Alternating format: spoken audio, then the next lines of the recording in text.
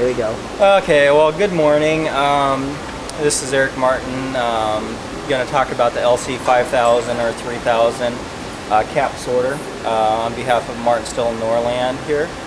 We're going to try and explain some of the basic concepts of sorting flat caps in an effective way. Over here you can see that we have LC5000 set up for 30mm real soft flat caps. I'm going to talk about that first. There's some specific issues that if we can get the camera in here I'd like to show. The first thing that's really tricky about this cap is that the diameter of this cap is basically the same as two of these caps side by side. So this is probably a hard thing to see on the video, but why don't you take a second and try and get that? Okay. One of the things that I always do is rush through it, and I just need to take a little bit of time here. Now this causes some specific problems for this cap that I've addressed on this machine, and want to show you how to do so.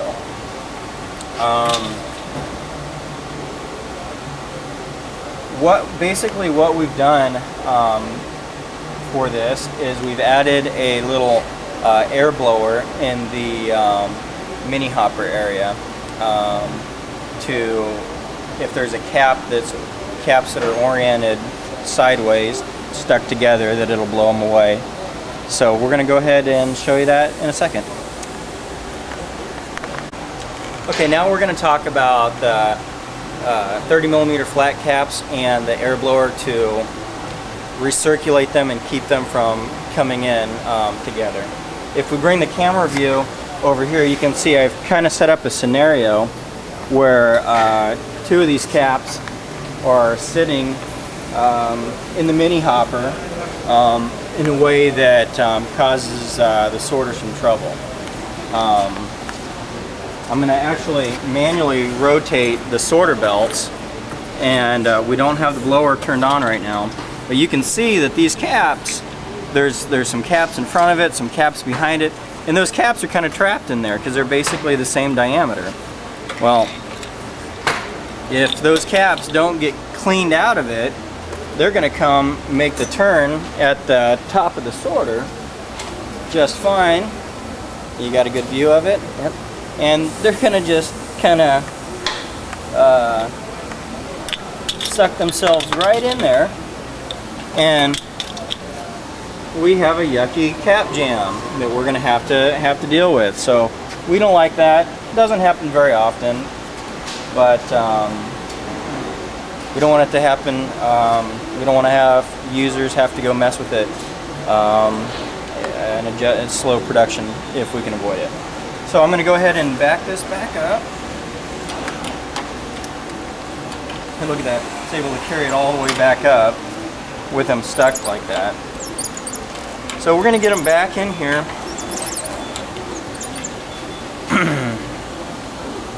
Finally it broke up there.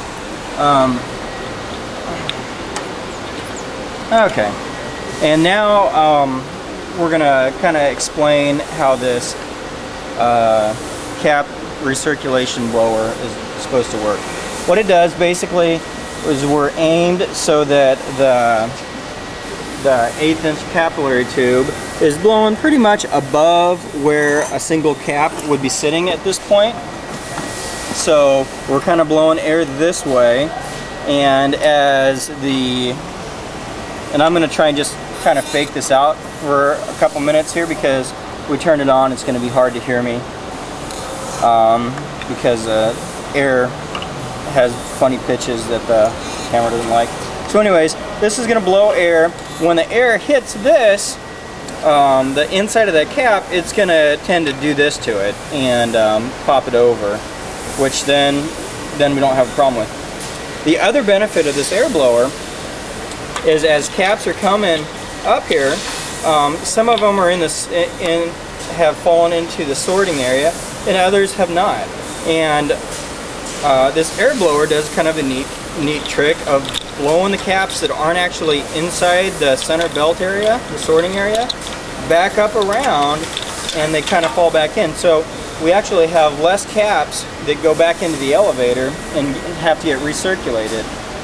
That's not that big of a deal, but it can increase the sorting speed. I tested this machine at 250 caps a minute yesterday, and ran it for 7,000 caps before I had my first jam, and it happened to be a cap that was kind of damaged, so maybe it was damaged from me stepping on it and throwing it back in or something like that, or maybe it was just incidental. 7,000 is an okay number though. Because when there is a problem, the machine will stop itself and alert the operator. But we have, in the mini hopper area, we have a sensor over here that detects if there are caps in the area, and we typically have this aimed pretty low because the goal that I have is I don't want to overfill the mini hopper. And what this sensor does is if it sees caps, it turns off the elevator. So the elevator is running and dropping caps in there. When this sees caps there's a little time delay on it in the PLC. I don't know what that number is off the top of my head. But when it sees caps for a little while, it stops the elevator and allows it to sort them. When this air blower is recirculating the caps in this area, it actually will blow the caps back into the site of this, and it'll actually kind of just recirculate until all these caps are out. And when you have this running, what you have is a smoother cap sorting process. The caps are just kind of flowing very steady state.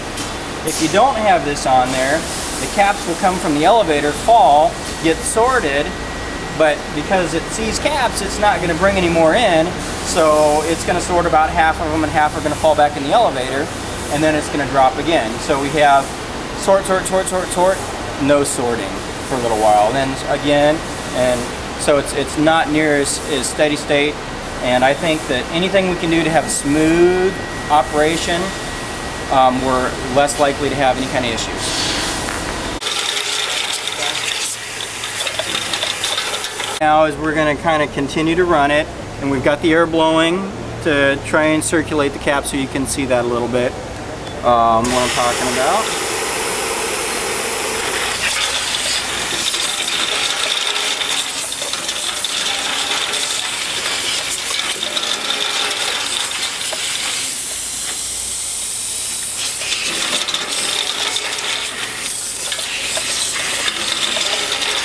Okay. Now I'm going to force the caps to be in there in the way that I'm describing as being a problem. I'm gonna have to see my ugly head maybe for a second. Got a ladder? Sure.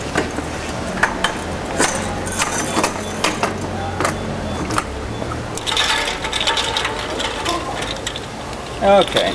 And what we're going to attempt to do is we're going to put the caps like this. Now, if the caps are like this, they don't get caught because they don't sit very well together. When they're like this, they get a pretty solid lock in place. So we're not so concerned about that. So I'm going to go ahead and set up a scenario here where if we left it like this, we would have a problem. Can you see it pretty well? Yep. See, it kind of broke the caps up there.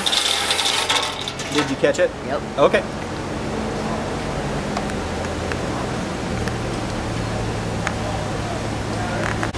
Okay, what we're doing now is I've actually set caps up past my recirculation blower in the way that we're concerned about. Basically, there's some caps in front, behind, then we have the double with the backs against itself. And we're going to go ahead and turn it on, and we're going to let it come up here and cause the jam. And here we go.